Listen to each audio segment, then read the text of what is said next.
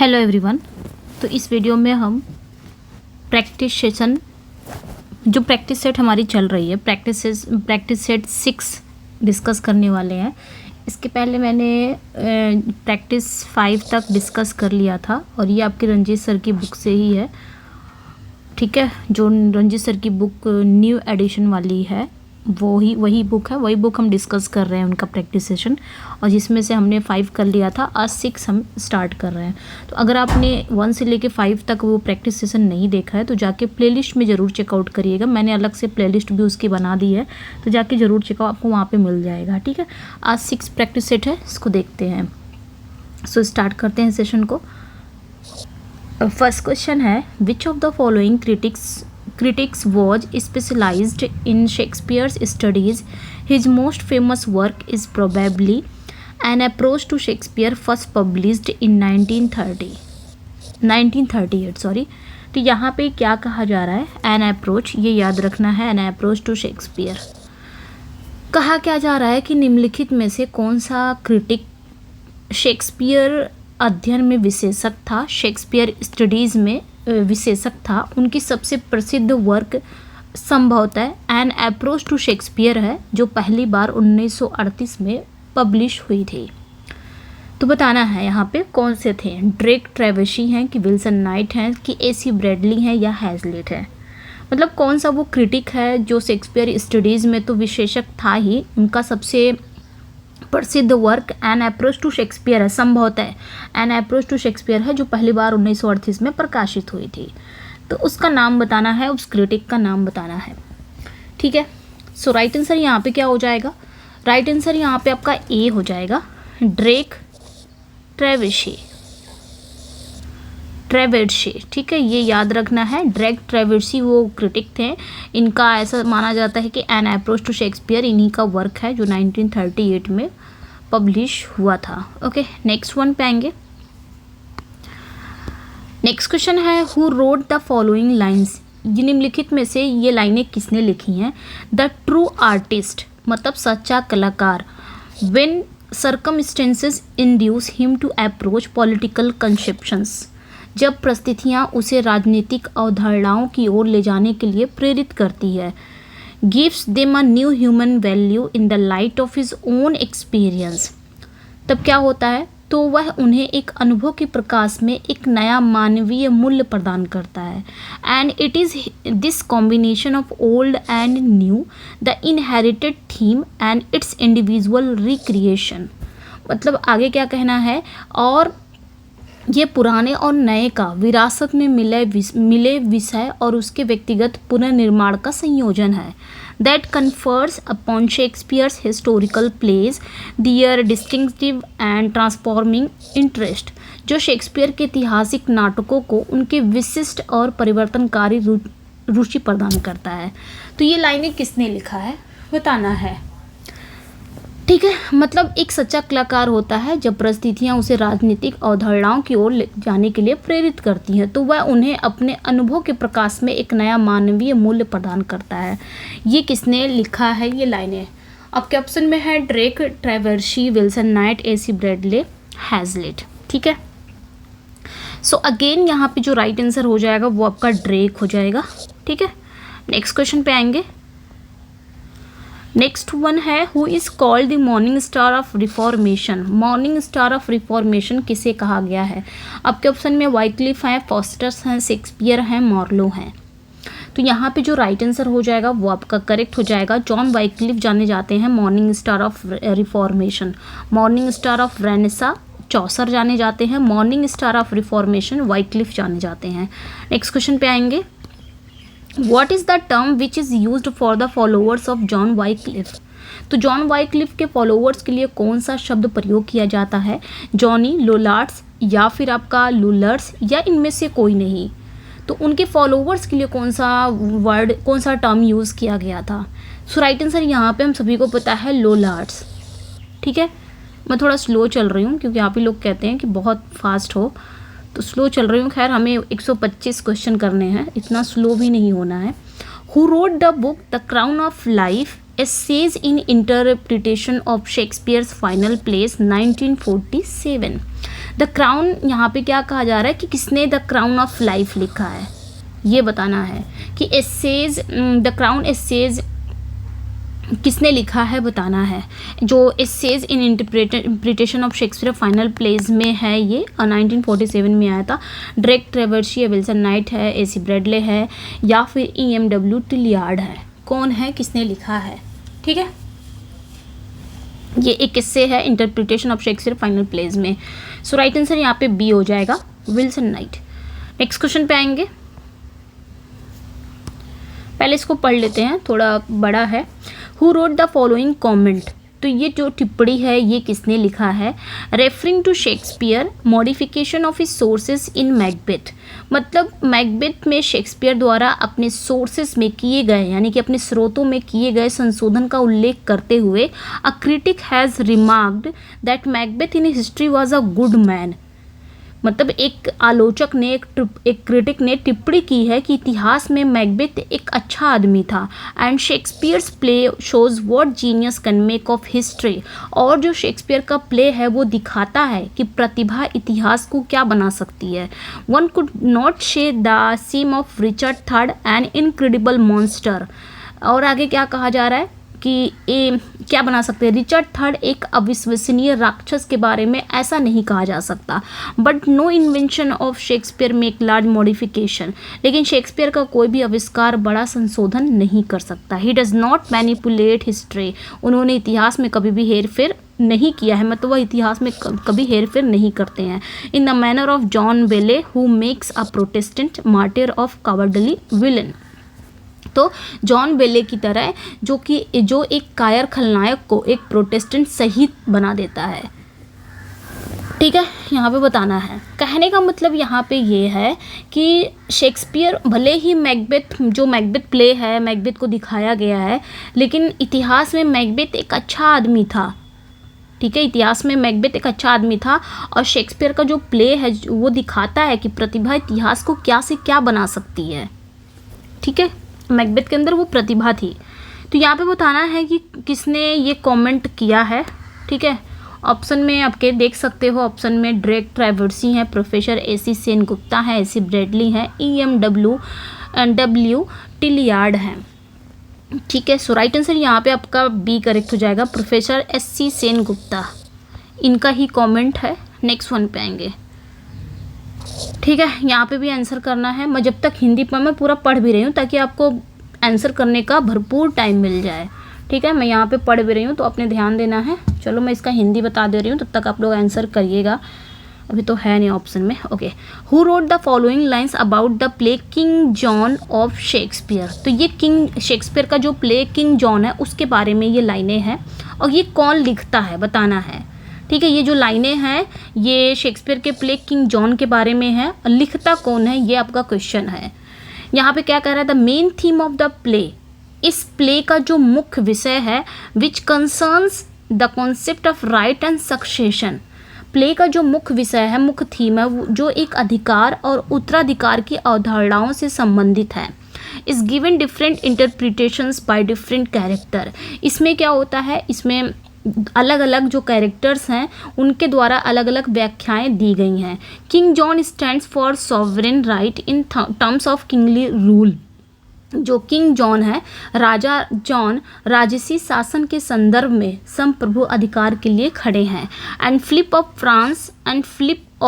France is in much the same camp, और जो France का फिलिप है लगभग उसी कैंप में है। Then there is a bastard's claim to be recognized that he has a right to an identity, फिर बास्टर्ड का दावा है कि उसे पहचान, उसे आइडेंटिटी का अधिकार है। Thirdly, there is the conception of the right as seen and promulgated by the representative of the Holy See, ठीक है। तीसरा क्या है, तीसरा अधिकार की अवधारणा है जिसे पवित्र दृश्य के प्रतिनिधि पांडुल्फ है, ये पांडुल्फ ने देखा है और प्रचारित किया है। Fourthly, there is strident emotionally based sense and threatened right in Constance, चौथा क्या है यहाँ पे बताना है। जो चौथा है मतलब प्रचारित किया, चौथा कॉन्स्टेंस में खतरे में पड़े अधिकार की तीखी भावनात्मक रूप से आधारित भावना है। And lastly there are the claims to the throne on behalf of the pathetic Arthur, और अंत में दयनीय आर्थर की ओर से सिंहासन के लिए दावे हैं। ये स्टोरी इसमें दिखाई गई है, जॉन किंग जॉन के बारे में बताया गया है। किसने लिखा है ये बताना है। आपके ऑप्शन में वही हैं ड्रेक ट्रेवर्सी हैं, प्रोफेसर एस.सी. सेनगुप्ता हैं, ए.सी. ब्रैडले हैं, E.M.W. टिलियार्ड हैं। ठीक है, यहाँ पे ऑप्शन में आपने बताना है।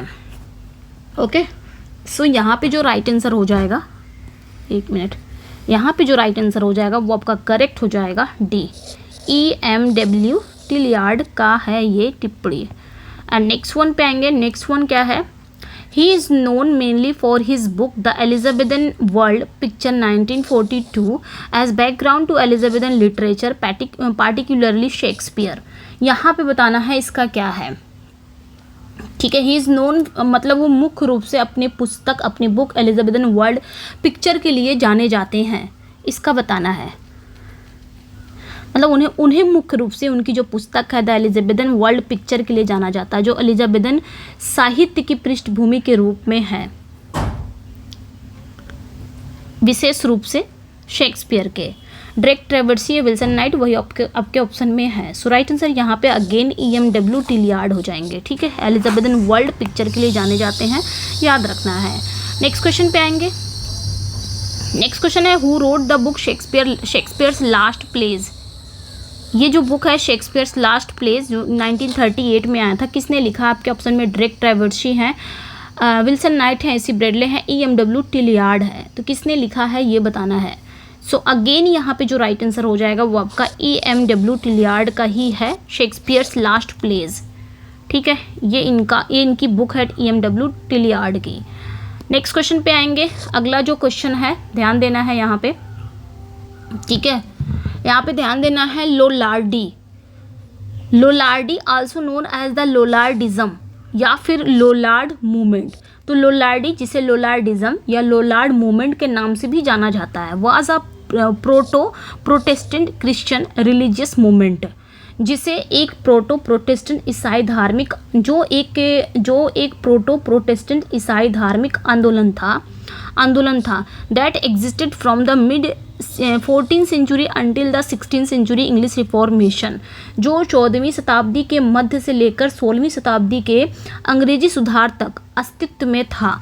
It was initially led by, ये किसके द्वारा लेड किया गया है? इसका जो नृत्य है वो शुरू में एक रोमन कैथोलिक, अब यहाँ पे अपने नाम बताना है, Roman Catholic theologian who was dismissed from the university of Oxford in 1381 for criticism of the Roman Catholic church. तो इसका जो नेतृत्व है वो शुरू में एक रोमन कैथोलिक धर्मशास्त्री ने किया था, जिसे 1912 में ऑक्सफोर्ड विश्वविद्यालय से बर्खास्त कर दिया गया था। तो आपके ऑप्शन में है वो धर्मशास्त्री कौन है? जॉन वाइक्लिफ है, विलियम टिंडल है, जॉन गोवर है या जॉन गे है। ठीक है, बताना है ऑप्शन में कौन है। ओके, सो यहाँ पे जो राइट आंसर हो जाएगा वो आपका करेक्ट हो जाएगा ए, जॉन वाइक्लिफ की ही बात हो रही, इन्हें ही बर्खास्त कर दिया गया था। ओके, 1381 में, हाँ, जिन्हें डिसमिस कर दिया गया था 1381 में। ओके, नेक्स्ट वन पे आएंगे। नेक्स्ट क्वेश्चन है बीट राइटर्स किसे कहा जाता है? Wrote in 1950s, wrote in the 1940s, 1960s, 1980s। Beat writers किसे कहा जाता है? Beat writer. तो यहाँ पे जो राइट आंसर हो जाएगा, ऐसे राइटर जो 1950s के दौरान लिखा करते थे उन्हें ही बीट राइटर्स कहा जाता है। ठीक है, तो यहाँ पे मैंने लिख दिया है बीट राइटर्स किसे कहा जाता है? रोट इन द 1950s, जो 1950 के दशक में लिखा करते थे। इसमें मैंने लिखा है, कुछ और ऐड कर दिया है कि इनकी जो कविताएं होती थी इसमें रहस्य होते थे। मतलब जो लेखक, अब यहाँ पे मैंने पूरा लिख दिया है कि बीट राइटर्स एक्चुअल में कहा किसे जाता है? जो writer moral values, political and religious के खिलाफ या परंपरा से या जमाने की चलन से उल्टा लिखते हैं, उन्हें ही बीट राइटर्स कहा जाता था 1950s में। सो यहाँ पे जो राइट आंसर हो जाएगा वो आपका ए हो जाएगा। ठीक है, नेक्स्ट क्वेश्चन पे आएंगे। नेक्स्ट वन है व्हाट इज सोलिलोकी। सोलिलोकी क्या होता है, यहाँ पे बताना है। जो सोलिलोकी है वो क्या है, एक एक्टर का जो गुप्त विचार जोर से बोलना, मतलब उसके अपने इनर थॉट को वो क्या कर रहा है, तेज तेज बोल रहा है, वो है कि सीक्रेट स्पीच है कि an actor speech not to be heard by audience, कि एक्टर की स्पीच है जिसे ऑडियंस नहीं सुनती, या एक्टर की speech meant for other characters also. तो यहाँ पे जो राइट आंसर हो जाएगा वो एक इनर थॉट है, एक एक्टर अपने सीक्रेट चीज़ को, अपने इनर थॉट को जोर जोर से बोलता है जिससे ऑडियंस भी सुनती है। ठीक है, बाकी जो स्टेज पे जो कैरेक्टर होते हैं वो नहीं सुनते हैं। नेक्स्ट वन पे है persona tone and voice reflect in recent criticism. मतलब यहाँ पे क्या कहा जा रहा है कि जो पर्सोना यानी कि व्यक्तित्व, स्वर और आवाज़ हाल की आलोचना में प्रतिबिंबित होती है। इसका राइट आंसर क्या हो जाएगा, सो राइट आंसर यहाँ पे टेंडेंसी टू हाईलाइट कैरेक्टराइजेशन है। ठीक है, नेक्स्ट क्वेश्चन पे आएंगे। नेक्स्ट वन क्या है आपका, He resembles the animal that burrows and thistles is an example of। ये एक एग्जाम्पल है, किसका है बताना है। आपके ऑप्शन में टोटोलॉजी है, पेरिफ्रेसिस है, ओनोमेटोपिया है, लिटोटस है। सो यहाँ पे जो राइट आंसर हो जाएगा, मतलब he resemble the animal that browse and thistles, ये कौन सा, ये किसका एग्जाम्पल है। सो राइट आंसर यहाँ पे पेरिफ्रेसिस का हो जाता है। ठीक है, पेरिफ्रेसिस, पेरिफ्रेसिस यहाँ पे आपका करेक्ट हो जाएगा, जिसका मतलब होता है परधीय करके। नेक्स्ट क्वेश्चन पे आएंगे, who among the following was the first poet laureate officially appointed by the British sovereign. तो निम्नलिखित में से कौन ब्रिटिश सम्राट द्वारा आधिकारिक रूप से नियुक्त प्रथम कवि थे, प्रथम पोएट लॉरिएट थे। आपके ऑप्शन में बेन जॉनसन है, रॉबर्ट साउदी है, ड्राइडन है, वर्ड्सवर्थ है। सो राइट आंसर यहाँ पे क्या हो जाएगा, तो ऑफिशियल की बात कर रहा ना, अगर ऑफिशियल की बात नहीं करता यहाँ पे ना, तो पहले तो वैसे पोएट लॉरिएट यही थे बेन जॉनसन, बट अगर ऑफिशियल की बात कर रहा है यहाँ पे तो आपके ड्राइडन हो जाएंगे, Dryden, Dryden. Okay, next one पे आएंगे। नेक्स्ट क्वेश्चन है आपका, the fall of dash in 1453 marks the beginning of renaissance in Europe. तो यहाँ पे पूछा क्या जा रहा है कि 1453 में पतन यूरोप में शुरुआत का प्रतीक था क्या। तो यहाँ पे आपके ऑप्शन में है Bastille, Romans empire, Spanish Armada, Constantinople. तो यहाँ पे डी करेक्ट हो जाएगा, ये प्रीवियस ईयर है। तो जो प्रीवियस ईयर क्वेश्चन रहेंगे वहाँ पे थोड़ा हम तेज चलेंगे, अपनी स्पीड को थोड़ा बढ़ाएंगे। ओके, नेक्स्ट वन पे आएंगे, पन क्या है, अपोजिट वर्ड है, प्ले ऑन वर्ड्स है, फनी वर्ड है कि आइडेंटिकल वर्ड है। तो पन जो है ये एक प्ले ऑन वर्ड्स है, एक ही वर्ड दो मीनिंग निकालते हैं, जैसे कि लाई मीन्स झूठ बोलना, लाई मतलब लेटना भी होता है। नेक्स्ट वन पे आएंगे, the occurrence of the same letter और sound at the beginning or adjacent word. तो इसका बताना है कि किसी शब्द के शुरुआत में या उसके निकटवर्ती भाग में एक ही अक्षर या ध्वनि का आना, उसे क्या बोलेंगे, एलिट्रेशन, एसोनेंस, हाफ राइम या रिदम। तो भाई सेम ही लेटर आएगा और साउंड आएगा, कहाँ पे शुरुआत में आएगा, उसके बगल बगल में भी सेम लेटर आते हैं, साउंड आते हैं, उसे हम कौन सा फिगर ऑफ स्पीच बोलते हैं, तो एलिट्रेशन बोलते हैं। एसोनेंस पे नहीं जाएंगे कोई भी, एलिट्रेशन बोलेंगे, क्योंकि यहाँ पे कहीं पे भी वाउल साउंड की बात नहीं हुई है। ठीक है, नेक्स्ट वन पे आएंगे, a figure of speech in which a qualifying adjective is sometime transferred from a person to a thing. मतलब एक ऐसी फिगर ऑफ स्पीच है जिसमें कभी कभी क्या होता है, जो एडजेक्टिव को हम ट्रांसफ़र कर देते हैं किसी पर्सन को या किसी थिंग को, from one word to another. मतलब उसका जो शब्द होता है वहाँ ना करके दूसरे शब्द पर हम उसको ट्रांसफ़र कर देते हैं। To which it does not strictly belong is called. तो भले ही वो उससे बिलोंग नहीं करता है, तो ऐसे फिगर ऑफ स्पीच को हम क्या बोलेंगे, मिटोनिमी, ट्रांसफर, एपिथेट, एपिस्ट्रॉफी, पर्सोनिफिकेशन। तो यहाँ पे देख सकते हैं एपिथेट मतलब ही होता है एडजेक्टिव, ठीक है, एडजेक्टिव, और ट्रांसफर मतलब ट्रांसफ़र कर देना। तो यहाँ पे आपका बी करेक्ट हो जाएगा। नेक्स्ट वन पे आएंगे, मतलब उसका जो एक्चुअल नाउन होता है उस पे एडजेक्टिव ना लगा के दूसरे पे लगा देना, जो स्ट्रिक्टली वो बिलोंग नहीं करता है। Name the figure of speech, use the line just for a handful of silver he left अस। इसमें बताना है कौन सी फिगर ऑफ स्पीच है, हाइपरबोली, एनेक्डोट, एपिस्ट्रॉफी, मेटाफर। तो यहाँ पे पूछा जा रहा है कि कौन सी फिगर ऑफ स्पीच है, just for a handful of silver he left अस। एक मतलब हैंडफुल की बात हो रही है, ठीक है ना, मतलब just for a handful of silver. तो हैंडफुल ऑफ सिल्वर यानी कि पूरे जो होता है ना, होल से पार्ट से होल की बात कर रहा है, तो सेनेट डॉग की बात करता है। तो यहाँ पे हम बी पे जाएंगे। ओके, बी इज़ करेक्ट है। नेक्स्ट वन पे आएंगे। इट इज़ सेड, ऐसा कहा जाता है, that Shakespeare based his Julius Caesar on certain incident of his era. तो यहाँ पे क्या कहा जा रहा है कि ऐसा कहा जाता है शेक्सपियर ने अपनी जो रचना है जूलियस सीजर को अपने युग की कुछ घटनाओं पर आधारित किया था। वो कौन सी घटना थी? Rebellion of the Duke of Essex, supremacy on land and sea, formation of trade relation with the East, execution of Sir Walter Rayleigh.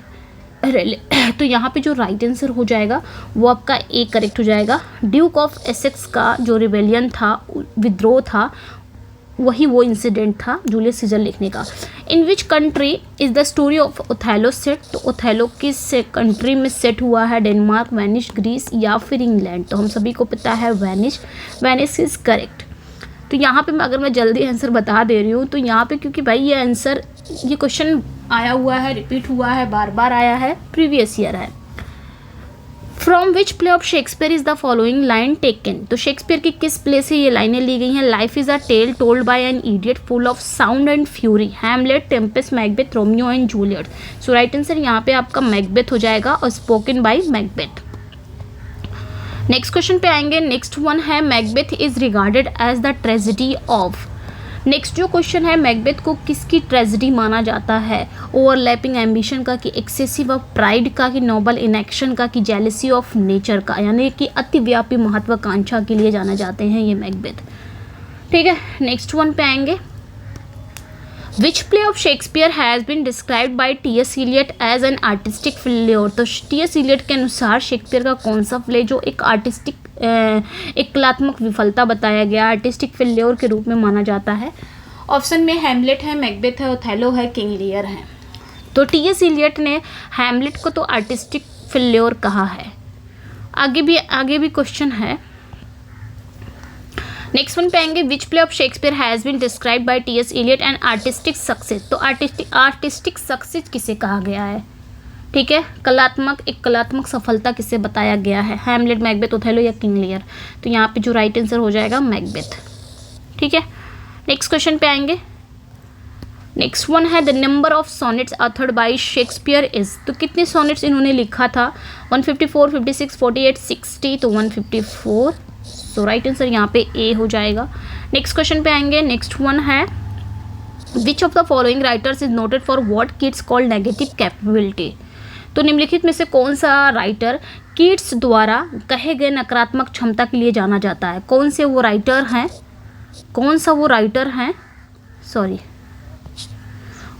Writer हैं जो कीट्स के द्वारा नेगेटिव कैपेबिलिटी के लिए जाना जाता है? मतलब कीट्स द्वारा कहे गए नेगेटिव कैपेबिलिटी के लिए जाना जाता है। Milton, Shelley, Tennyson, Shakespeare. सो राइट आंसर यहाँ पे आपका शेक्सपियर हो जाएगा। ठीक है, नेक्स्ट वन पे आएंगे। शेक्सपियर वोन globe theatre but it was burn during a performance of. तो यहाँ पे क्या, शेक्सपियर, यहाँ पे ग्लोब थिएटर का जो स्वामित्व है वो शेक्सपियर के पास था, लेकिन यह किसके प्रदर्शन के दौरान जल गया था? Henry fourth part 1, Henry fourth part 2, Henry 6 से हेनरी 8। तो हेनरी 8, जिसका पब्लिश होने से पहले जिसका टाइटल था ऑल इज ट्रू। ठीक है, नेक्स्ट वन पे आएंगे। Which is the other play than Tempest by Shakespeare that observes that classical unities? Shakespeare के टेम्पेस्ट के अलावा वो कौन सा दूसरा प्ले है जिसमें क्लासिकल यूनिटीज का पालन किया गया है? शेक्सपियर ने किया है। 12th नाइट है, लव्स लिवर लॉस्ट है, कॉमेडी ऑफ एरर्स है, मैकबेथ है। सो राइट आंसर यहाँ पे क्या हो जाएगा? मैकबेथ। नेक्स्ट वन पे आएंगे। Who is the heroine in Shakespeare's the Tempest? तो टेम्पेस्ट की हीरोइन कौन सा? वियोला, पोर्शिया, मिरांडा या बेट्रिस? तो मिरांडा है। एंड नेक्स्ट वन पे आएंगे। नेक्स्ट वन पे, who wrote no man will ever write a better tragedy than Lear? तो ये किसने लिखा है कि कोई भी व्यक्ति लियर की तुलना में ऐसी ट्रेजेडी नहीं लिख सकता? J B. Shaw, T S. Eliot, Ben Johnson, Matthew Arnold. So right answer यहाँ पे क्या हो जाएगा? आपका ए हो जाएगा, जे.बी. शॉ। नेक्स्ट वन पे आएंगे। William Shakespeare's measure for measure is? William Shakespeare का जो मेजर फॉर मेजर है वो क्या है? ट्रेजेडी, कॉमेडी या फिर हिस्ट्री प्ले या ट्रेजिक प्ले? क्या है? सो राइट आंसर यहाँ पे क्या हो जाएगा? बी हो जाएगा, एक कॉमेडी है, मेजर फॉर मेजर, ठीक है, जो हेड ट्रिक बैड ट्रिक के लिए जानी जाती है, डार्क कॉमेडी है वो। Who ever loved that love not at first sight, Shakespeare used in as you like it, but who is the composer of this immortal line. जिसने भी प्यार किया उसने पहली नज़र में नहीं प्यार नहीं किया। शेक्सपियर ने इस लाइन को अपने play as you like it में उन्होंने यूज़ किया। लेकिन इस अमर पंक्ति की रचयिता कौन है, इस इमॉर्टल लाइन के कंपोज़र कौन है, वो बताना है। शेक्सपियर ने यूज़ तो किया, ये शेक्सपियर थोड़ी ना इसके कंपोज़र थे, इसके कंपोज़र कोई और था। शेक्सपियर ने वहाँ से लेके अपने प्ले में एज यू लाइक इट में यूज़ कर लिया है। तो शेक्सपियर मतलब यहाँ पे बताया गया है राइटर का नाम है, फिर उस शेक्सपियर के प्ले के कैरेक्टर भी बताया गया है कि किसने बोला है, मार्लो है, फिबे है, किड है, शीलिया है, थॉमस लॉज है, रोजालिन है, बताना है। सो यहाँ पे जो राइट आंसर हो जाएगा, हम सभी को पता है, अगर आपको एक चीज़ नहीं पता होगी तो सभी को पता है फीबे कहती है ना, फीबे कहती है, तो मार्लो सही है यहाँ पे, क्रिस्टोफर मार्लो का ये लाइनें हैं, ठीक है, ये लाइनों के कंपोज़र यही हैं। और प्ले में कहता कौन है, फीबे कहती है। नेक्स्ट वन पे आएंगे, यस ओके, एक मिनट, यस करेक्ट है। What can be the best explanation for the characters of John Falstaff in Shakespeare Henry IV? तो यहाँ पे क्या कहा जा रहा है कि शेक्सपियर के हेनरी फोर्थ में जॉन फॉल्स्टॉफ के सबसे अच्छे कैरेक्टर या सबसे अच्छे कैरेक्टर की सबसे अच्छी व्याख्या क्या हो सकती है, सबसे अच्छी व्याख्या क्या हो सकती है जॉन फॉल्स्टॉफ का जो कैरेक्टर है, हेनरी फोर्थ में जो कैरेक्टर है जॉन फॉल्स्टॉफ, उसकी सबसे अच्छी व्याख्या क्या हो सकती है, सिंपल है, कॉम्प्लेक्स है, या फिर नोविसिस है, या फिर कैरिकेचर है, तो कैरिकेचर यहाँ पे करेक्ट हो जाएगा। नेक्स्ट क्वेश्चन पे आएंगे, in which play of Shakespeare do the characters Voltemand and Cornelius appear. तो शेक्सपियर की किस प्ले में वोल्टेमेन एंड कॉर्नेलियस अपीयर होते हैं? सो यहाँ पे जो राइट आंसर हो जाएगा, the merchant of Venice, Hamlet, much ado about nothing, Macbeth, तो हैमलेट। नेक्स्ट क्वेश्चन पे आते हैं, नेक्स्ट वन पे है the true कॉमेंसमेंट of Wordsworth poetic career was from. तो यहाँ पे क्या कहा जा रहा है कि वर्ड्सवर्थ की जो काव्य करियर की वास्तविक शुरुआत कहाँ से हुई थी, ये बताना है। 1792, 93, 95, 96, 97, 98, 1990 या 91। सो राइट आंसर यहाँ पे क्या हो जाएगा, इनका जो वास्तविक यानी कि जो इनकी काव्य करियर की वास्तविक शुरुआत हुई थी वो आपका 1797 से 98, याद रखना, 1798 वाला याद रखना है, ठीक है, जब इनका लिरिकल बैलेट्स पब्लिश हुआ था। One of the following is not by Wordsworth, इसमें बताना है कौन सा वर्ड्सवर्थ का वर्क नहीं है। Michael, resolution and independence, it is a ब्यूटियस evening, the may queen, कौन सा वर्क नहीं है, तो द मे क्वीन नहीं है, बाकी तीनों है। नेक्स्ट वन पे आएंगे, Wordsworth learn that words may build a princely throne on humble truth from.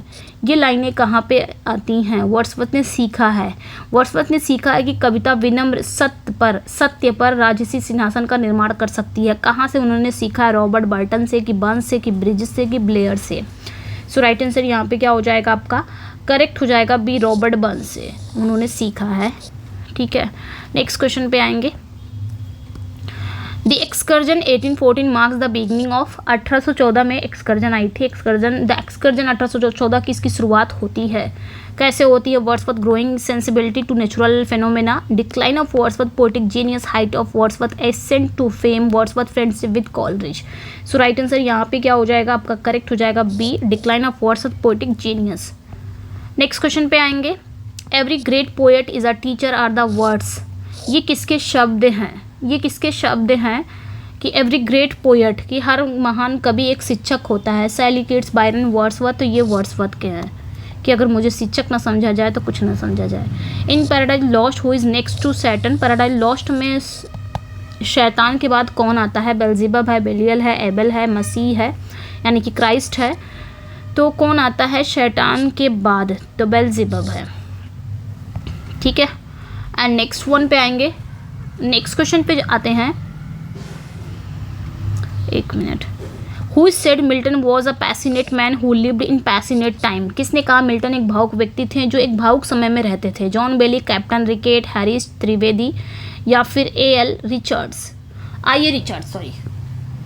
तो जॉन बैली कहते हैं मिल्टन के बारे में, कौन कहता है? जॉन बैली कहते हैं कि मिल्टन एक भावुक व्यक्ति थे और एक भावुक समय में रहते थे। नेक्स्ट वन पे आएंगे, in Paradise Lost who possesses the qualities of Milton. Paradise Lost में मिल्टन के अनगिनत क्वालिटीज ऑफ मिल्टन, मतलब कौन पजेस था मिल्टन के गुणों से? शैटन, क्राइस्ट, बेलियल या बेल्जीबब। ठीक है, मिल्टन के जो गुण थे वो किस में थे? मिल्टन के जो गुण थे वो किस में थे? तो यहाँ पे जो राइट आंसर हो जाएगा, कौन है बताना है। तो राइट आंसर यहाँ पे आपका हो जाएगा ए, शैटन। ऐसा कहा जाता था मिल्टन के गुण शैटन में ही थे, शैटन वाले गुण मिल्टन में थे। Comus was presented in honour of the, Comus को मतलब किसके सम्मान में प्रदान किया गया था?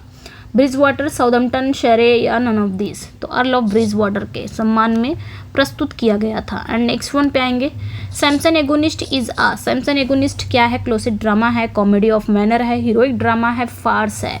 तो सैमसन एगोनिस्ट ऐसा ड्रामा है जिसको पढ़ा जा सकता है, ना कि परफॉर्म किया जा सकता है, इसलिए इसे कहा जाता है classic drama, drama to be read. Manoa and Delia are characters in. Manoa और डेलिया जो है वो निम्नलिखित में से कौन से कैरेक्टर हैं? कहाँ के? सैमसन एगोनिस्टिस के, लिसिडस के, कॉमर्स के या पैराडाइज लॉस्ट के।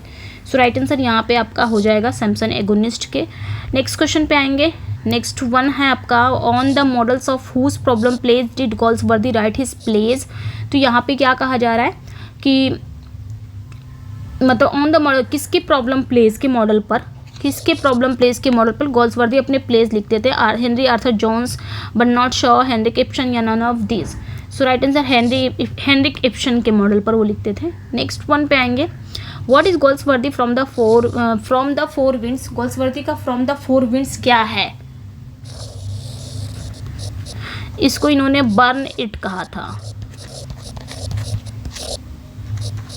ठीक है, तो collection of short stories, collection of poem, novel या ड्रामा। तो शॉर्ट स्टोरीज का ये कलेक्शन था इनका फ्रॉम द फोर विंड्स, जो इनके स्यूडोनिम के तहत आया था। What is Galsworthy? Jocelyn. Galsworthy का जोसेलिन क्या है? नॉवेल, ड्रामा, ऐसे या पोयम। तो इनका जो जोसेलिन है वो क्या है? सो राइट आंसर एक नॉवेल है जो 1998 में आई थिंक आया था, है ना, 1898 sorry. How much time does Duke Frederick allow Oliver to find Orlando in as you like it. तो यहाँ पे क्या कहा जा रहा है? ड्यूक फ्रेडरिक ने ओलिवर को एज यू लाइक इट में ऑरलैंडो को खोजने के लिए कितना समय दिया है? 1 ईयर, 1 मंथ, वीक, फोर्टनाइट। तो 1 ईयर का, 1 साल का समय देता है। ठीक है, यहाँ पे याद रखना है 1 साल का समय देता है। नेक्स्ट वन पे आएंगे, what does the disguise Rosalind promise to do for Orlando. तो यहाँ पे क्या कहा जा रहा है कि जो रोजलिन डिस्गाइज है वो ऑरलैंडो से क्या करने का वादा करती है? वो Rosalind on his behalf help him to overthrow his brother Oliver, कि help him to overcome his love sickness, या provide him Adam with shelter. देखिए, जो मैं ऑप्शन पढ़ती हूँ ना, अगर आप लोग को आंसर पता होगा ना, तुरंत आप मेरे ऑप्शन पढ़ते समय ही आंसर कर ले जाएंगे। नेक्स्ट वन पे आएंगे, why does Rosalind doubt that Orlando is truly in love. तो यहाँ पे पूछा जा रहा है रोजलिन को संदेह क्यों है कि ऑरलैंडो क्या सच में प्यार करता है? क्यों संदेह है, बताना है। ठीक है, his love is a madness and he does not look like a madman. मतलब प्रेमिक पागलपन है, वो पागल जैसा नहीं दिखता, इस वजह से संदेह है। His poems are poorly rhymed and measured, की मतलब क्यों उसे संदेह है कि ऑरलैंडो उससे सच में प्यार करता है, ऐसा संदेह क्यों है? सो राइट आंसर यहाँ पे ए हो जाएगा, क्योंकि इसका कहना है कि जो प्यार होता है, प्यार में इंसान पागल हो जाता है, पागलपन है, और उसके अंदर ऐसा कुछ पागलपन दिखता नहीं है। नेक्स्ट वन पे आएंगे, what does Silvius say of Phoebe's eyes in as you like it. तो यहाँ पे क्या कहा जा रहा है कि एज यू लाइक इट में सिल्वियस फीबे की आंखों के बारे में क्या कहता है? They are so amorous that they are embarrasses him. They are so dull that they bore him. They are so beautiful that they intimidate him. They are so scornful that they will murder him. तो क्या कहता है उसकी आंखों को देखकर? सो right answer यहाँ पे क्या हो जाएगा? डी हो जाएगा। They are so scornful that they will murder him. ऐसा नफरत से भरी हुई है, इतनी घृणित है कि वो उसे मार डालेगी। नेक्स्ट वन पे आएंगे, why does Rosalind believe that Phoebe should marry whom ever she chooses. अगला जो क्वेश्चन है, रोजलिन का मानना है कि फीबे को भाग्यशाली महसूस करना चाहिए।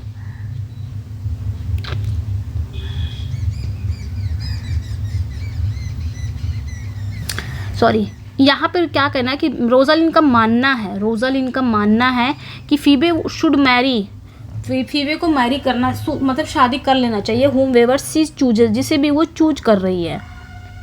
तो यहाँ पे आपका जो राइट आंसर हो जाएगा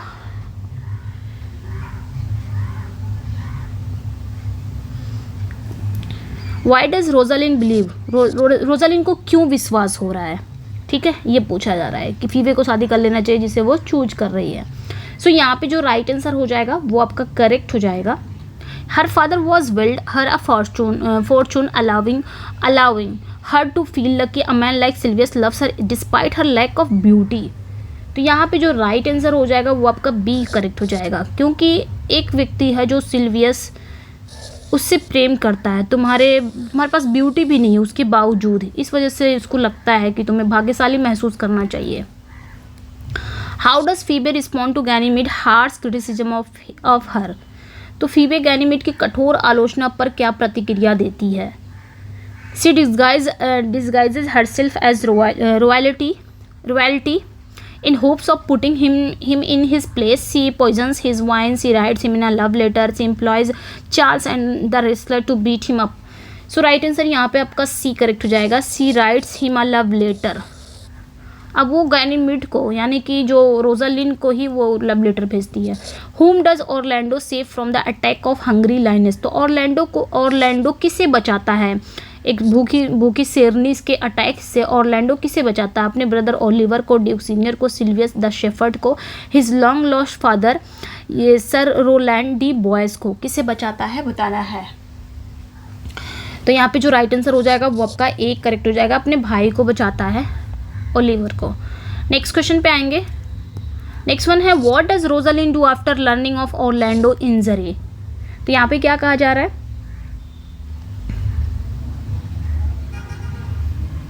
what does Rosalind do after learning of Orlando, मतलब रोजालिन क्या करती है कि ऑरलैंडो के घायल के बारे में जब जानती है कि उसको मतलब चोट लग गई है, उसके बाद रोजालिन क्या करती है, she pens him an angry but concerned letter telling him to be more careful, she faints she weeps at that thought of losing बताना है यहाँ पे। सो राइट आंसर यहाँ पे क्या हो जाएगा, तो यहाँ पे राइट आंसर मुझे लगता है यहाँ पे फेंट्स हो जाएगा, क्योंकि वो खबर जब सुनती है कि ऑरलैंडो को चोट लग जाती, इंजरी हो जाती तो वो तुरंत बेहोश हो जाती है। बट बुक में ए आंसर दिया है, आप लोग बताइएगा कौन सा आंसर है। नेक्स्ट वन पाएंगे how does Rosalind respond to Orlando when he content that he will die unless she return his love. ठीक है, अब यहाँ पे बताना है, ठीक है, यहाँ पे क्या कहा जा रहा है कि how does Rosalind respond to Orlando when he content that he will die unless he returns his love. मतलब जब ऑरलैंडो कहता है कि अगर वो उसके प्यार का बदला नहीं चुकाएगी तो वो मर जाएगा, तो रोजालिंड उसे क्या जवाब देती है। She favorably compares him to the great lovers of classical literature. She vows to kill herself before his dying body hits the ground. She suggests that she is not worthy of such devotion. She assures him that no man has ever died for love. तो यहाँ पे जो right answer हो जाएगा वो आपका correct हो जाएगा। सी अस्योर, उसे यकीन दिलाती है कि कोई भी आदमी प्यार में नहीं मरता। ठीक है, सुझाव देती है कि ऐसी कोई भक्ति के योग्य नहीं, उसको अश्योर करती है, आश्वस्त करती है कि कोई व्यक्ति प्रेम के लिए कभी नहीं मरा है। ठीक है, नेक्स्ट वन पे आएंगे what animal do Jaques and the lords of the forest kill. तो जैक्स और जंगल के स्वामी किस जानवर को मारते हैं, डियर को कि एंटीलोप को कि बियर को, स्क्वेरल को। तो ये होता है मिर्ग टाइप का, बियर डियर, तो यहाँ पे डियर है, हिरन को मारते हैं ना। नेक्स्ट क्वेश्चन पे आएंगे। नेक्स्ट वन है which inhabitant of the forest and admirer of Audrey does Touchstone rudely dismiss. जंगल के किस निवासी और ऑड्रे के प्रशंसक को टच स्टोन ने बुरी तरह से खारिज कर दिया है। जैक्स है, विलियम है, ओलिवर मार्क टेक्स्ट है या फिर कोरिन है। तो किस निवासी को बताना है, तो विलियम को। नेक्स्ट वन पे आएंगे। नेक्स्ट वन है आपका with whom does Oliver fall in love with in as you like it. तो एज यू लाइक इट में ओलिवर किसके प्यार में पड़ जाता है, रोजलिन, फीबे, अलीना या ऑड्रे। तो अलीना के प्यार में पड़ जाता है, ठीक है। यस, अलीना के जो सीलिया रहती है, ये तो जब डिस्गाइज हो जाती है, इसका डिस्गाइज नेम है अलीना, लेकिन इसका प्ले में नाम सीलिया है। बाद में वो डिस्गाइज हो जाती है तो अलीना अपने आप का नाम रख लेती है अपना। नेक्स्ट वन पे आएंगे। To what does Rosalind compare the declaration of love from Orlando, Silvius and Phoebe. अगला जो क्वेश्चन है, रोजलिन ऑरलैंडो, सिल्वियस और फीबे के प्रेम की घोषणाओं की तुलना किससे करती है। The music of the spheres यानी कि गोलाकारों का संगीत, या फिर the howling of Irish wolves, या फिर the greatest poetry of Ovid, the sound of mourners following a hearse. तो यहाँ पे जो राइट आंसर हो जाएगा वो आपका करेक्ट हो जाएगा बी। ओके, नेक्स्ट वन पे आएंगे। नेक्स्ट क्वेश्चन है, why does Duke Frederick abandon his plan to mount an army and attack Duke Senior. तो ड्यूक फ्रेडरिक ने सेना गठित करने और ड्यूक सीनियर पर हमला करने की अपनी योजना क्यों छोड़ दी। His followers abandon him and he lacks the strength to wage a successful campaign. He finds a carving of his brother's image and he is overcome by sentimental memories of their childhood together. He marries a beautiful woman who convinces him not to be such an angry person. He meets a religious man on his way to the forest who converts him to peaceful life. तो D correct हो जाएगा, ठीक है। ये question कितनी बार ही आया है ना, यहाँ पे आपका डी करेक्ट हो जाएगा। ओके, ठीक है। नेक्स्ट क्वेश्चन है, who decides not to return to court in as you like. As you like it में कौन डिसाइड करता है कि वो वापस कोर्ट नहीं जाएगा, जैक, सीलिया, ड्यूक फ्रेडरिक या ओलिवर। कौन डिसाइड करता है, तो यहाँ पे आपका ऑप्शन में है राइट ऑप्शन, यहाँ पे ए करेक्ट हो जाएगा, जैक्स।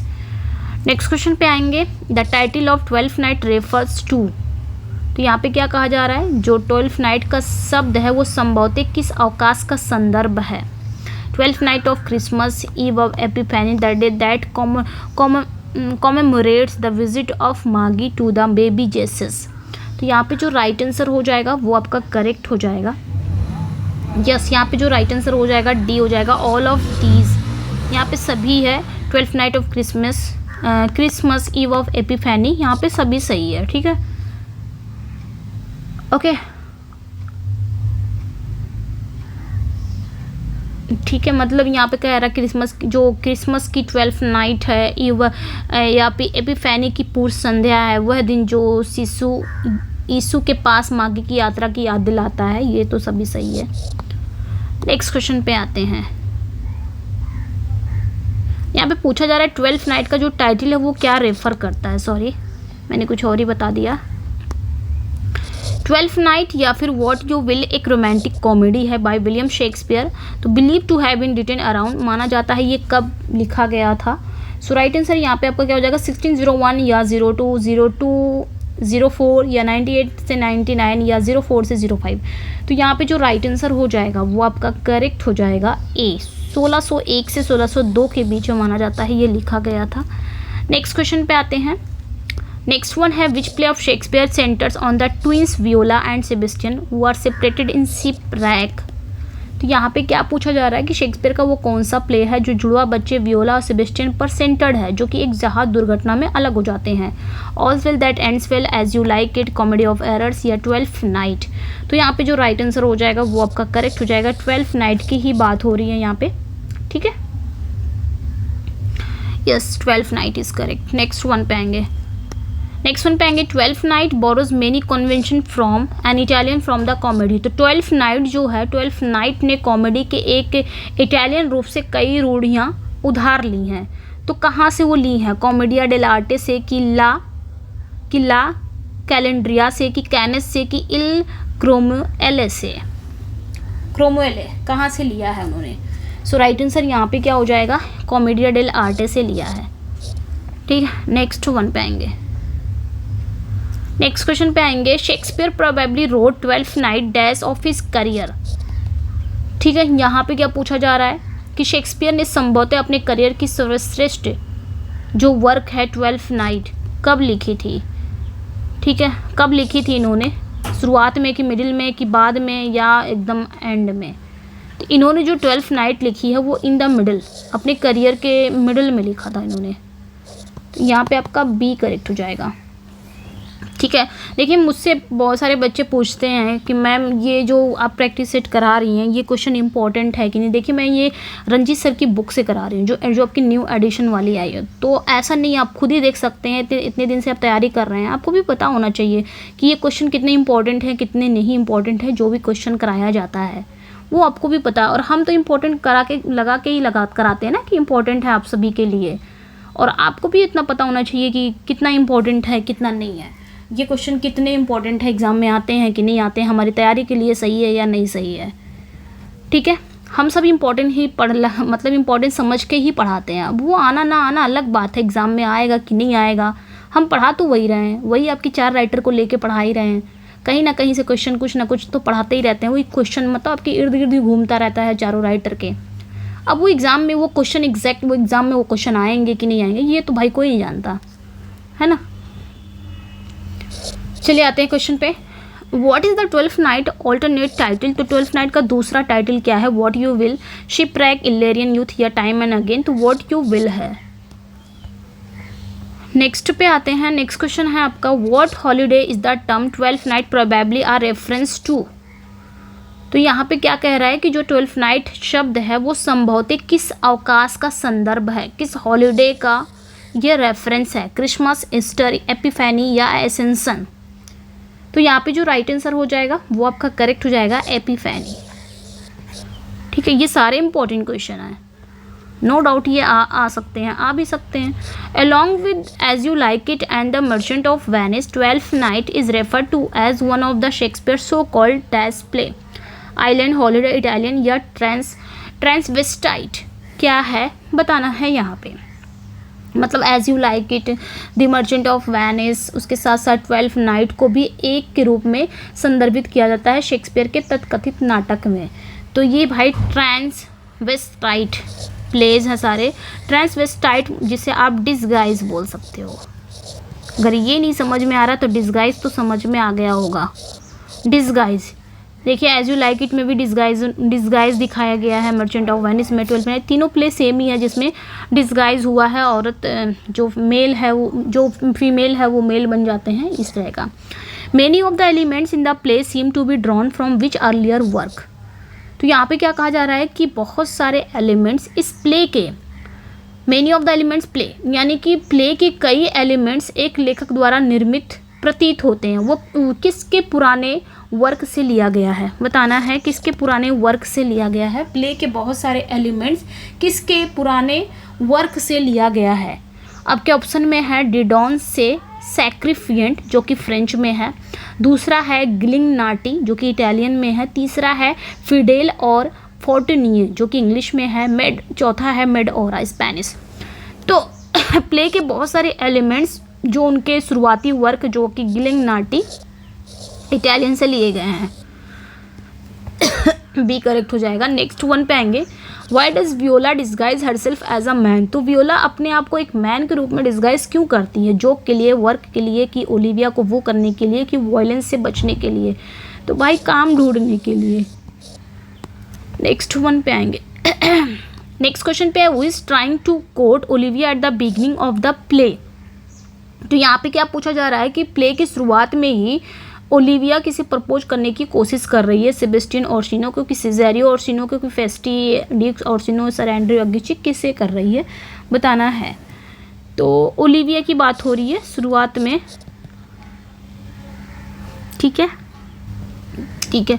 ओलिविया को प्रपोज करने की कोशिश कौन कर रहा है ये पूछा जा रहा है। वही मैं भी सोच रही हूँ ओलिविया किसे प्रपोज कर रही है। तो ओलिविया को प्रपोज करने के लिए मतलब किसने कोशिश किया है प्ले की शुरुआत में, तो ड्यूक ओर्सिनो है और एंड्रयू अग्गिचिक है। नेक्स्ट क्वेश्चन पे आएंगे, who tricks Malvolio into thinking that Olivia loves him. Malvolio को ये सोचने के लिए कौन प्रेरित करता है कि ओलिविया उससे प्यार करती है। मारिया है, सिजेरियो, ओलिविया और शिनो। तो माल्विलियो को सोचने पर मजबूर कौन करता है कि ओलिविया उससे प्यार करती है। सो राइट आंसर यहाँ पे क्या हो जाएगा, मारिया। वो फॉर्ज लेटर उसे देती है ना ओलिविया के नाम का, फॉर्ज लेटर, जाली पत्र। How can Orsino's affections towards Olivia be defined.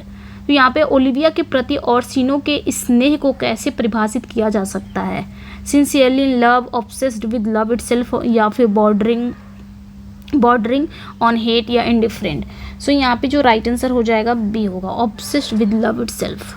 Next question पे आएंगे, who is Olivia in morning for? तो किसका शोक ये मना रही है ओलिविया? किसके लिए शोक मना रही है? अपने पिता, माँ, या खोया हुआ प्यार, या भाई? तो हम सभी को पता है खोया हुआ प्यार तो नहीं है, भाई है। नेक्स्ट वन पे आएंगे, व्हाट बेस्ट डिस्क्राइब मॉलविलियोस कैरेक्टर? तो मॉलविलियो के कैरेक्टर का सबसे अच्छा वर्णन क्या है? कि ये एक एफिशिएंट स्टीवर्ड है, कि प्रिग्रिस and haughty, warm and affectionate, या आंसर ए एंड बी दोनों ही है।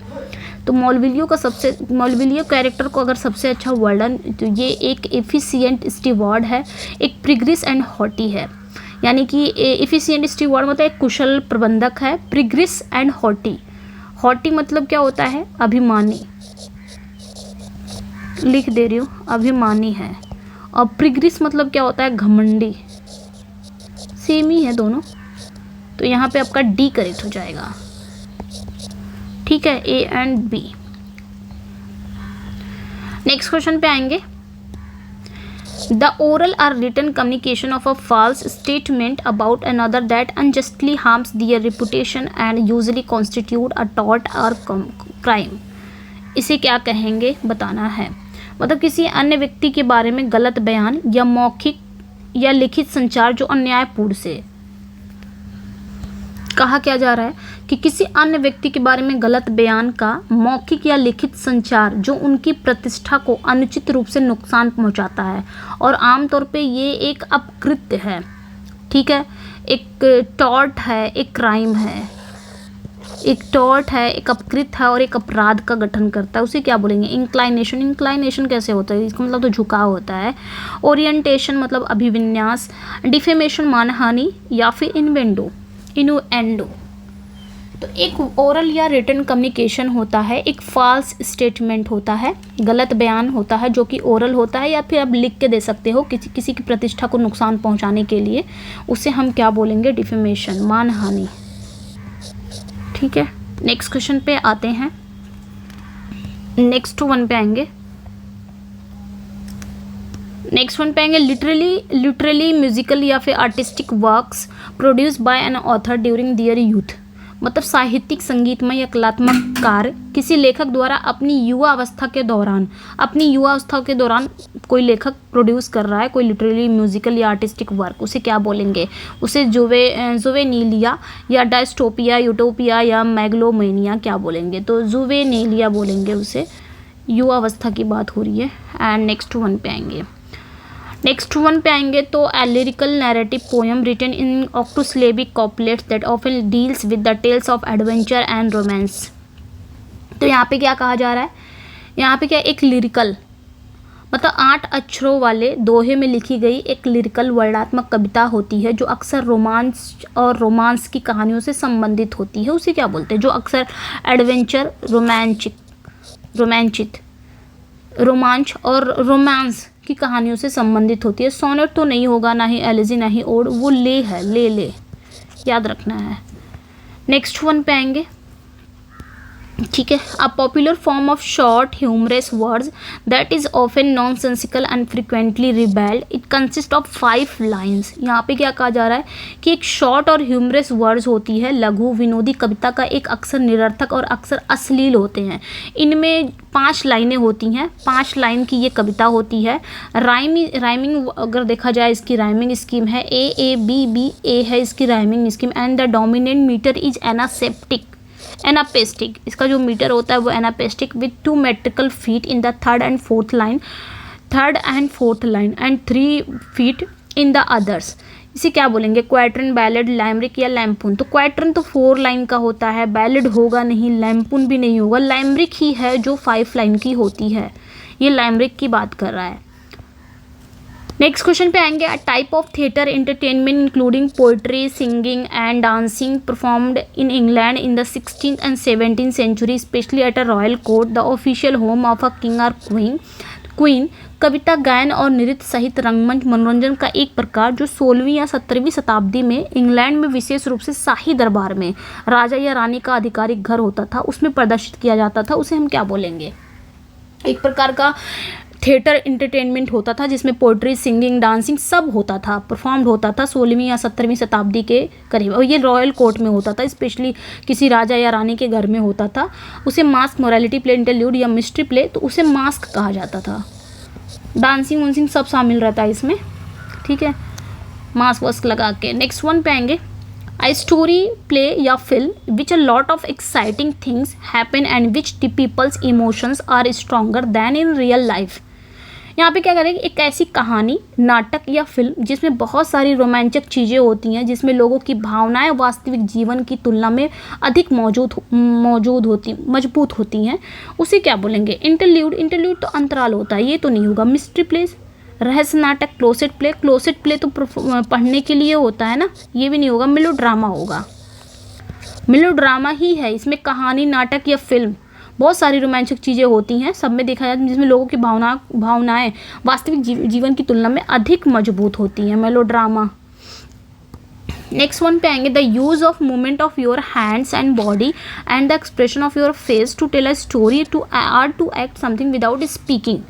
मतलब बिना बोले कहानी कहना या कुछ अभिनय करने के लिए अपने हाथों और शरीर की हरकतों और चेहरे के भाव का उपयोग करना, बिना बोले कोई, मतलब कहने का मतलब है बिना बोले कोई कहानी कह रहे हो और समझाने के लिए आप अपने हाथ, बॉडी और चेहरे के एक्सप्रेशन से आप समझा रहे हो सामने वाले को, ऐसे कोई चीज़ों को हम क्या कहेंगे? बिना बोले। राइम, राइम तो नहीं होगा। आपके ऑप्शन में राइम है, एंजाइम है, माइम है या बोआइम है। बोआइम तो माइम, उसे माइम कहा जाता है, जो बिना बोले कहानी कहना, चेहरे के एक्सप्रेशन से, हाथ के हाव भाव से, बोलना नहीं है। पनिशमेंट और defeat that somebody deserves and can not avoid such retribution, punishment for crimes is brought about by the goddess of Rhamnus. तो यहाँ पे क्या कहा जा रहा है? एक ऐसी सजा या हार जिसका कोई हकदार हो और जिसे टाला नहीं जा सकता, ऐसा प्रतिशोध रामनस की देवी द्वारा लाया जाता है, जिसे अपराधों के लिए सजा भी कहा जाता है, उसे क्या बोलेंगे? हिकेट, डकैट, नेमेसिस या ह्यूब्रिस, क्या बोलेंगे? बताना है। तो नेमेसिस बोला जाता है, याद रखना है, इसे क्या बोला जाता है? Nemesis, nemesis. नेक्स्ट वन पे आएंगे, A personality quality in Greek plays of extreme or excessive pride or dangerous overconfidence often in combination with arrogance। तो यहाँ पे क्या कहा जा रहा है कि एक व्यक्तित्व गुण जो ग्रीक प्लेज में अत्यधिक गर्व या खतरनाक अति आत्मविश्वास अक्सर संयोजन के साथ दिखाया जाता है, इसे कॉन्फिडेंट, डिफिडेंस, ह्यूब्रिस या डेब्रिस, तो ह्यूब्रिस कहा जाता है। नेक्स्ट क्वेश्चन पे आएंगे, The act of coining a new word या expression in a language or new meaning or to existing word or expression। किसी भाषा में नया शब्द या अभिव्यक्ति गढ़ने या किसी मौजूदा शब्द या अभिव्यक्ति के लिए नया अर्थ गढ़ने का कार्य क्या कहलाता है? इन्वेंशन, क्वाइनिंग या फिर मिंटिंग या फिर न्यूलोजिज्म। तो न्यूलोजिज्म कहा जाता है, यहाँ पे जो राइट आंसर हो जाएगा वो आपका न्यूलोजिज्म करेक्ट हो जाएगा। नेक्स्ट वन पे आएंगे, Milton became blind at the age of, किस एज में मिल्टन ब्लाइंड हो गए थे? 44 ईयर्स, 46, 42, 40। तो 1652 में 44 ईयर्स में ये पूरी तरह से कम्प्लीटली ब्लाइंड हो गए थे।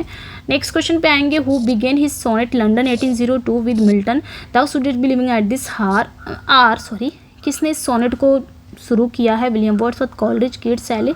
तो विलियम वर्ड्सवर्थ की ये कहानी, ये सोनेट है लंडन 1802 जिसका टाइटल है to Milton. Paradise Lost consist of कितनी बुक्स में? 10, 12, 6 या 8। सो राइट आंसर यहाँ पे बी हो जाएगा, 12 बुक्स की। ओरिजिनल नहीं पूछा गया है तो 12 पे जाएंगे। नेक्स्ट वन पे आएंगे, whom does Milton accuse in Paradise Lost as the sons of Belial flown with insolence and wine. तो यहाँ पे क्या कहा जा रहा है? पैराडाइज लॉस्ट में मिल्टन ने किसे बदमाशी और शराब के नशे में धुत बेलियल के बेटे कहा है? एंग्लिकन पादरी को कि कोर्ट लेखकों को, कॉमनवेल्थ के विरोधी को, क्यों सभी को, किसे कहा है? तो यहाँ पे जो राइट आंसर है वो आपका कोर्ट राइटर्स दे रहा है। मुझे यहाँ पे थोड़ा सा कन्फ्यूजन लग रहा है, ठीक है, इसको मैं बताऊंगी इसमें आंसर क्या, मुझे कन्फ्यूजन लग रहा है। नेक्स्ट वन पे आएंगे, the doctrine Christina cast doubt on the orthodoxy of the doctrina Christina ने किसकी रूढ़िवादिता पर संदेह जताया है? Paradise Lost History of Britain, Paradise Regain या प्रो से डिफेंसियो? तो यहाँ पे पैराडाइज रिगेन के। नेक्स्ट क्वेश्चन पे आएंगे, नेक्स्ट वन पे आएंगे, the age of Milton had 3 kinds of poets. तो मिल्टन के युग में 3 प्रकार के कवि थे, वो कौन कौन से थे? Religious heroic Puritan, metaphysical cavalier Puritan, metaphysical romantic dramatic cavalier, religious classical. तो बी करेक्ट हो जाएगा। नेक्स्ट क्वेश्चन पे आएंगे, हु कॉल्स मिल्टन, मिल्टन को किसने God gifted organ voice of England कहा? अर्नोल्ड, वर्ड्सवर्थ, ग्रे या टेनिसन? तो टेनिसन ने कहा है। ठीक है, ये क्वेश्चन कितनी बार ही आया है। नेक्स्ट वन पे आएंगे, नेक्स्ट क्वेश्चन पे आते हैं, who says about Elizabethan period a noble and puissant nation rousing herself like a strong man after sleep and shaking her invisible locks? कौन कहता है? ठीक है, एलिजाबेथन काल के बारे में किसने कहा है कि एक महान और शक्तिशाली राष्ट्र है, नींद के बाद एक मजबूत आदमी की तरह खुद को जगाता है और अपने अदृश्य बालों को हिलाता है? किसने कहा है? Shakespeare, John Milton, Ben Jonson, Dryden? तो यहाँ पे जो राइट आंसर हो जाएगा वो आपका मिल्टन हो जाएगा, मिल्टन ने कहा है। नेक्स्ट क्वेश्चन पे आते हैं, who said sonnet in Milton's hands become a trumpet? किसने कहा है कि मिल्टन के हाथों में सोनेट एक तुरही बन जाता है, एक ट्रम्पेट बन जाता है? वर्ड्सवर्थ, ब्राउनिंग, ड्राइडन या डॉक्टर जॉनसन? तो वर्ड्सवर्थ ने कहा है। नेक्स्ट वन पे आएंगे, गोल्सवर्दी वॉज बॉर्न ऑन, कब पैदा हुए थे? 14 अगस्त 1867 या 25 अगस्त 1867, ये बताना है यहाँ पे। सो राइट आंसर यहाँ पे आपका ए करेक्ट हो जाएगा।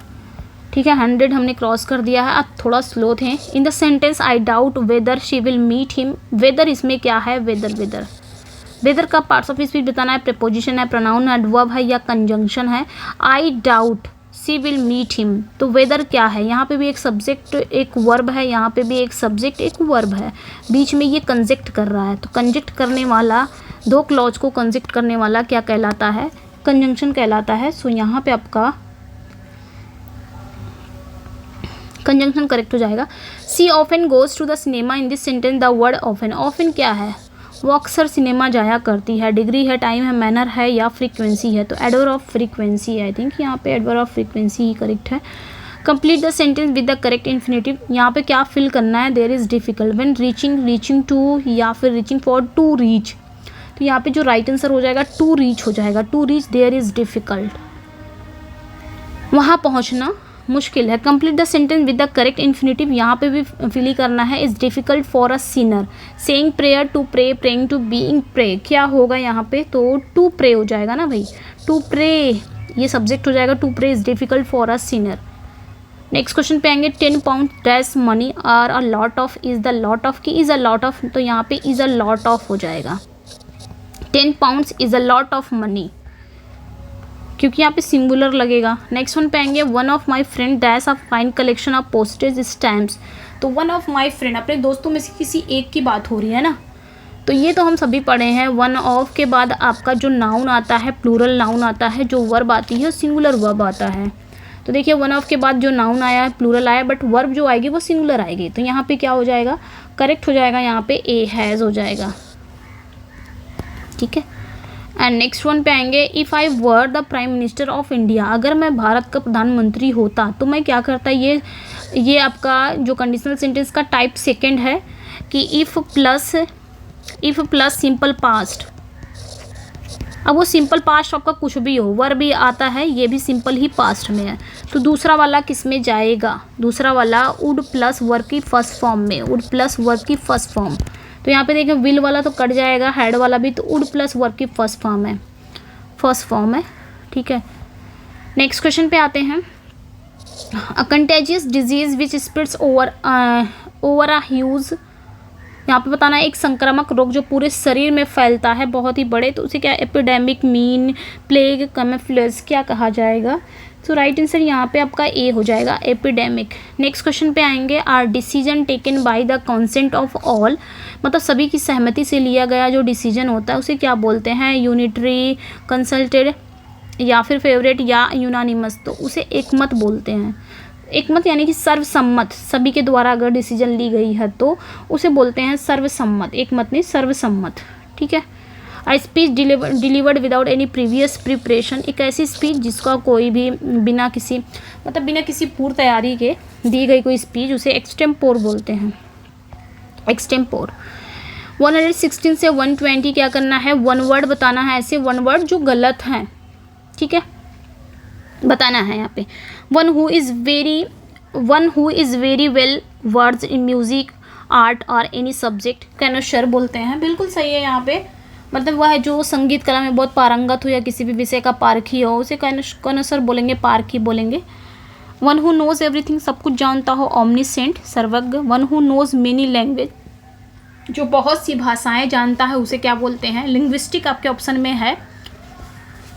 तो one who leaves his country to settle in another immigrant, तो यहाँ पे जो गलत है वो आपका सी करेक्ट हो जाएगा, उसे क्या बोलेंगे, उसे लिंग्विस्ट बोलेंगे, लिंग्विस्टिक नहीं बोलते हैं ना, लिंग्विस्ट, ठीक है, उसे लिंग्विस्ट बोलते हैं, लिंग्विस्टिक नहीं। ओके, याद रखना है। नेक्स्ट क्वेश्चन पे आते हैं। यहाँ पे भी बताना है कि कौन सा आपका गलत है, ठीक है। One who lends money at a high rate, usurer, बिल्कुल सूदखोर। One who lives on flesh, carnivorous. One who lives depends on others, जो दूसरों पे डिपेंड रहते हैं उसे क्या बोलते हैं, one who looks at the bright side of things. इसमें बताना है कि कौन सा आपका गलत है, ठीक है, ओके। मुझे लगता है यहाँ पे सभी सही दे दिया है, हालांकि गलत यहाँ पे यही था, पैरासाइट यहाँ पे करेक्ट ही दे दिए हैं, बन गया है ऐसा, यहाँ पे पैराडाइज था, ठीक है, बट यहाँ पे पैरासाइट करेक्ट हो गया है, तो अब यहाँ पे कुछ भी सही करने की ज़रूरत नहीं है, ठीक है, यही गलत था, खैर यहाँ पे सही है चारों ही। नेक्स्ट वन पे आएंगे, इसमें बताना है कि one who speaks many language, polyglot. One who speaks through puppets, ventriloquist. One who studies skin and its disease. One who studies the formation of the earth. बताना है यहाँ पे कौन सा यहाँ पे आपका करेक्ट होगा, अरे कौन सा गलत है। तो यहाँ पे भी सब सही दे दिया है, पॉलीग्लॉट सही है, वेंट्रीलोक्विस्ट सही है, यहाँ पे जो गलत था ये सी ही गलत था, बट यहाँ पे डर्मेटोलॉजिस्ट सही है, यहाँ पे ऑप्शन में आपका डर्मेटोलॉजी ओनली था, पता नहीं कैसा आज बन गया है ये पीडीएफ, मतलब ऑप्शन में डर्मेटोलॉजी था बट डर्मेटोलॉजिस्ट ऑलरेडी यहाँ पे सही ही है, क्या मालूम क्या हो गया है, इसको मैं कट ही कर दे रही हूँ, मतलब ये ऐसे था, क्या पता आ जाए इस तरह, तो डर्मेटोलॉजी था, इसको डर्मेटोलॉजिस्ट कर दिया गया है, सही कर दिया गया है। अब यहाँ पे बताना है कि देखिए ये भी सही कर दिया गया है, एक्चुअली ऐसा बना ही दिया गया है, भी क्या बोलूँ मैं पूरा, ठीक है, यहाँ पे भी सब सही कर दिया गया, खैर छोड़िए। One who talks continuously, loquacious. One who thinks human nature is able, cynic. One who totally abstain from alcohol, teetotaler. One who travels, यही गलत था डी वाला, one who travels from place to place उसे बोला गया है, इसमें लिखा गया था लेफ्ट इटिनेरेंट, बट यहाँ पे सही दे दिया गया है इटिनेरेंट, सभी सही है, क्या ही बोले अभी, ठीक है, मैंने चेक भी नहीं किया, मेरी गलती थी, मैंने एक बार चेक नहीं किया। One who treats female problems, gynaecologist, इसमें बताना है कि कौन सा गलत है, ठीक है, ओके।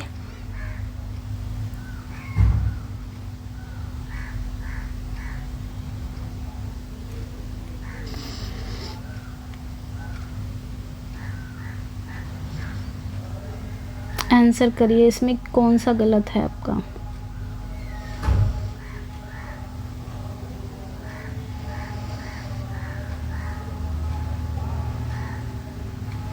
यहाँ पे आपका डी गलत है, अप्रेंटिस नहीं होगा, डिसर्निबल था, बट यहाँ पे one who works in written for being taught and trade, उसे डिसिपल कहा जाता है, ठीक है। नेक्स्ट क्वेश्चन पे आते हैं। 121 से 120 क्या करना है, फॉरेन एक्सप्रेशन, ये भी कहीं ना सही हो, क्या ही बताएं अभी, बताना है यहाँ पे कौन सा आपका गलत है, गलत वाला बताना है, इनकरेक्ट बताना है। तो यहाँ पे बताना है आपके ऑप्शन में है मेमेंटो मोरी, इसका मतलब reminder that you must die, ये याद दिलाता है कि आपको मरना ही होगा। फिर आपके ऑप्शन में है मिस अलायंस मतलब क्या होता है, अ बैड मैच, एक खराब जोड़ी। फिर है modus operandi, way of working, काम करने का तरीका। Modus vivendi, the way of running. कौन सा यहाँ पे गलत है, तो यहाँ पे जो आपका गलत है, इनकरेक्ट है, वो आपका मोडस विवेंडी हो जाएगा। द वे ऑफ रनिंग यानी कि दौड़ने का तरीका नहीं बताता, ये रहने का तरीका। द वे ऑफ लिविंग, ठीक है, द वे ऑफ लिविंग रहने का तरीका बताता है। एंड नेक्स्ट वन पे आएंगे, नेक्स्ट भी बताना है यहाँ पे। मॉन्शेयर मिस्टर, इसका मतलब श्रीमान होता है। फिर है म्यूटेटस म्यूटेंडिस, म्यूटेटस म्यूटेंडिस मतलब आफ्टर मेकिंग नेसेसरी चेंजेस, मतलब आवश्यक परिवर्तन करने के बाद परिवर्तन जो होते हैं उसे बोला जाता है। फिर है ने plus ultra, the most intense degree of quality of state. फिर है नॉम डे ग्यूरे, नॉम डे ग्यूरे, इसमें बताना है कि कौन सा आपका करेक्ट है, तो यही आपका इनकरेक्ट है, नॉम डे ग्यूरे। नॉम डे ग्यूरे मतलब होता है स्यूडोनिम, ठीक है, स्यूडोनिम। नॉम डे ग्यूरे मतलब होता है स्यूडोनिम, याद रखना है। 123 से 125 भी बताना इनकरेक्ट, जो कि प्रोवर्ब है। One scabbled sheep marks the whole flock. One swallow does not make a spring. One today is worth tomorrow. Opportunity knocks the door but once. तो यहाँ पे बताना है कि कौन सा आपका गलत है, तो आपका बी गलत है। One shallow does not make a spring, one shallow does not make a spring नहीं होता, मेक अ समर होता है, ठीक है। एंड लास्ट है आज का, our sweetest songs are those that tell of saddest thoughts, out of sight out of mind, pardon all man but not himself, penny wise and pound foolish. Out of sight out of mind, ठीक है। यहाँ पे बताना है कि कौन सा आपका गलत है, तो यहाँ पे सी में एरर है, pardon all man but not himself, but not thyself हो जाएगा, ठीक है, दाई सेल्फ हो जाएगा। एंड लास्ट क्वेश्चन है, poverty is no sin, practice makes perfect, prevention is better than medicine, pride goes before a fall. तो बाकी तो सब सही लग रहा है, prevention is better than medicine थोड़ी ना होगा, prevention is better than cure होगा, ठीक है। यहाँ पे सी आपका इनकरेक्ट था। तो इतना ही था 125, जिसमें मैंने पैराग्राफ को हटा दिया था। कैसा लगा अपना फीडबैक ज़रूर दीजिएगा। थोड़ा सा आज टाइम हो गया है क्योंकि थोड़ा स्लो चले हैं हम लोग। ओके, चलिए फिर मिलते हैं नेक्स्ट वीडियो में। Thank you for watching, bye bye. और जो पहली बार मेरे चैनल को वॉच कर रहे हैं, चैनल को सब्सक्राइब कर लें, वीडियो को लाइक एंड शेयर कर दें। आप अपना फीडबैक ज़रूर दीजिएगा, क्योंकि आपके फीडबैक से ही मैं वीडियो बनाती हूँ। फीडबैक मिलेगा तो हम वीडियो आगे कंटिन्यू करेंगे। ये पूरी प्रैक्टिस मैं करवाना चाहती हूँ, इसमें 50 प्रैक्टिस है, तो 50 प्रैक्टिस हम करेंगे। चलिए फिर मिलते हैं नेक्स्ट वीडियो में। Thank you for watching, bye bye.